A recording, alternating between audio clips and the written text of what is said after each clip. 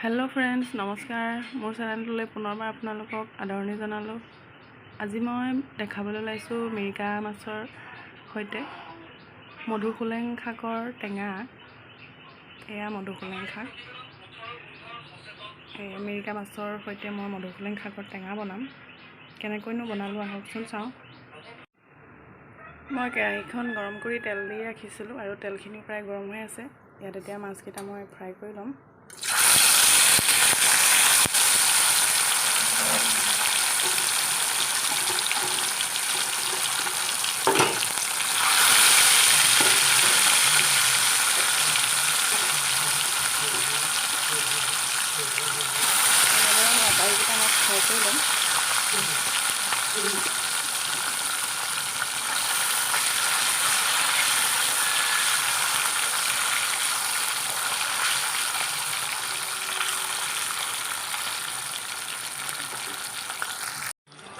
মোৰ চেনেলটো যিসকলে নতুনকৈ চাইছে প্লিজ তেওঁলোকে যাতে ভিডিঅ'টো স্কিপ নকৰাকৈ সম্পূৰ্ণকৈ চায় আৰু মোৰ চেনেলটো যাতে লাইক কৰে, ছাবস্ক্ৰাইব কৰে আৰু মোৰ নতুন নতুন ৰেচিপিসমূহ পাবৰ কাৰণে কাষতে থকা বেল আইকনটো যাতে দবাই লয়।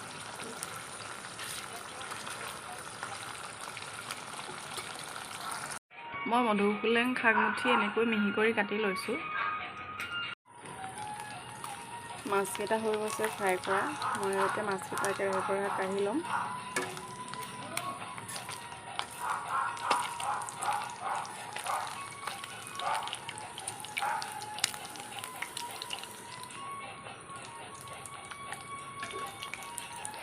এয়া মাছকেইটা কাঢ়ি দিলোঁ, হৈ গ'ল।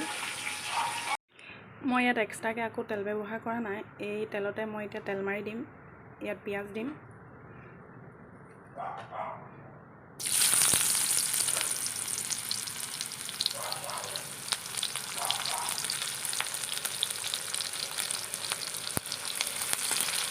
মাছ ফ্ৰাই কৰা তেল সেইকাৰণে অকণমান ক'লা দৰে লাগিছে, হালধি আছে।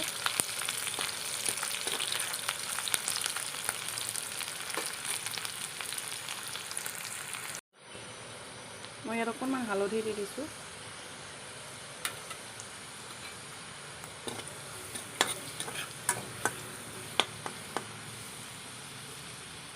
এতিয়া কাটি ৰখা শাকখিনি মই ইয়াত দি দিছোঁ।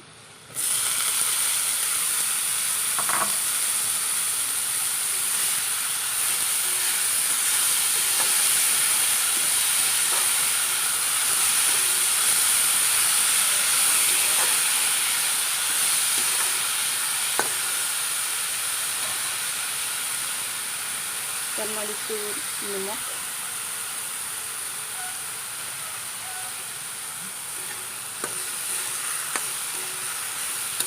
নিমখখিনি এনেকৈ দি যদি ভাজি থকা হয় তেতিয়া পটককৈ শাকখিনি জহি যায়। শাক কেনেদৰে জহি গৈছে।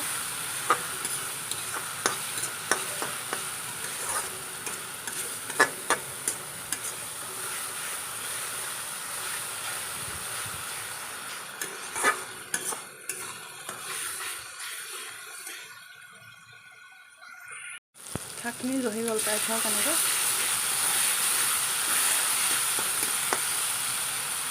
এতিয়া মই ইয়াত পানী এড কৰিম।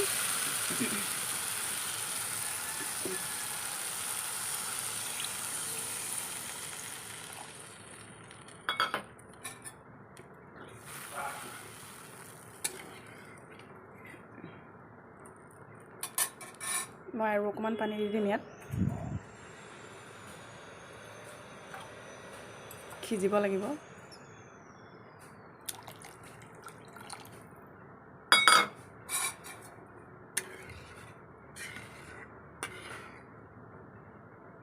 এতিয়া মই 5 মিনিট সময় উতলিবৰ কাৰণে ঢাকি দিছোঁ। 5 মিনিটৰ পিছত মই ঢাকনাখন খুলি দিছোঁ। এয়া চাওক ধুনীয়াকৈ উতল আহিছে।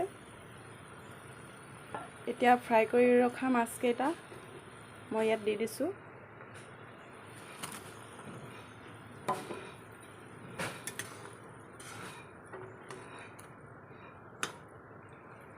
আকৌ অলপ সময় উতলিবৰ কাৰণে মই ঢাকি ৰাখিছোঁ।